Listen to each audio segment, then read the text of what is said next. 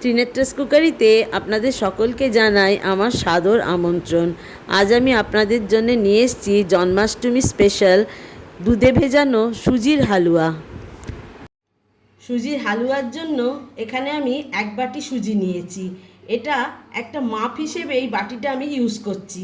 আপনারাও যখন করবেন একটা বাটি বা কাপ মাপ হিসেবে নিয়ে নেবেন। এখানে আমি 1 বাটি সুজি নিচ্ছি। আপনাদের প্রথমেই রিকোয়েস্ট করছি একটা লাইক দিয়ে দেখা শুরু করবেন আর একটু সাবস্ক্রাইব করে আমার চ্যানেলটিকে এগিয়ে নিয়ে যাবেন। আর এই বাটির মাপেই দেখুন 1 বাটি দুধ নিয়েছি, নিয়ে এটা সুজির মধ্যে ঢেলে দিচ্ছি। আজ আমি আপনাদের একটু অন্যভাবে হালুয়া বানানো দেখাবো।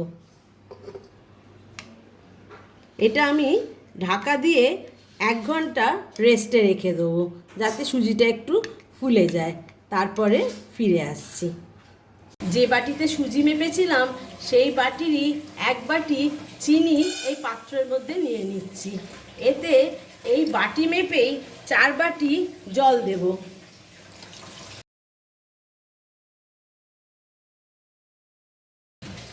এবারে একটু নেড়ে চিনিটাকে জাস্ট গলিয়ে নেব।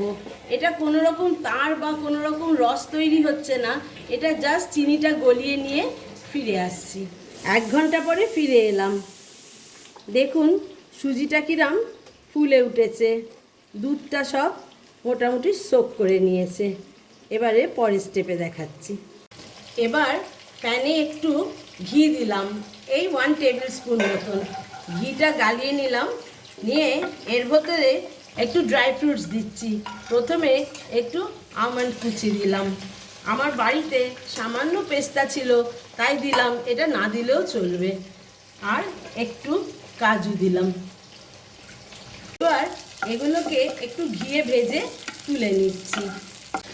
এবারে হালকা করে ভেজে তুলে নিলাম।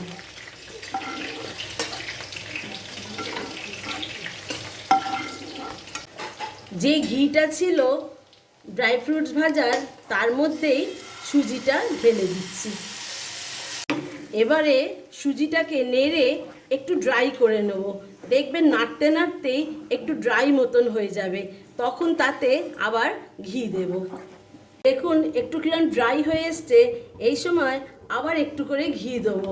এর মেজারমেন্টটা হলো 1 বাটি সুজি নিয়েছিলেন তাতে 1 বাটি ঘি। তবে আমরা তো অতটা ঘি ইউজ করি না, আমরা আমাদের প্রয়োজন মতন দেব। এইভাবে নাড়তে নাড়তে আবার একটু করে ঘি দেব, অল্প অল্প করে ঘি দিতে থাকবো।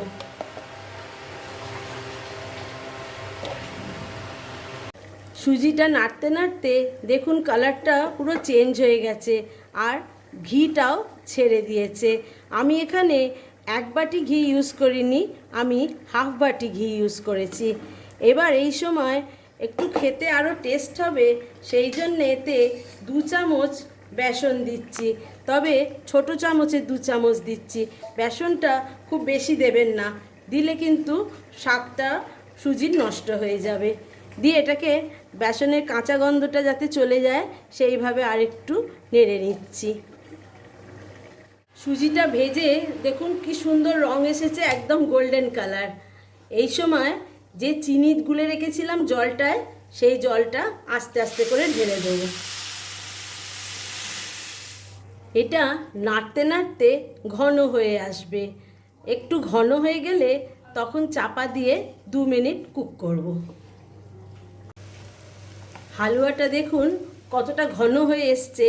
এই সময় একটু চাপা দিয়ে 1 মিনিট কুক করব। দেখুন হালুয়াটা হয়ে এসছে। এবারে ড্রাই ফ্রুটসগুলো ছড়িয়ে দিচ্ছি, দিয়ে ভালো করে মিক্স করে নিচ্ছি।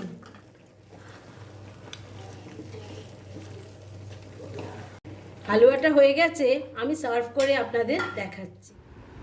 আমার রেসিপিটি কমপ্লিট হয়ে গেছে। আপনাদের কেমন লাগলো একটু কমেন্ট সেকশানে লিখে জানাবেন, একটা লাইক শেয়ার দেবেন। এতক্ষণ আমার সঙ্গে থাকার জন্য অনেক অনেক ধন্যবাদ।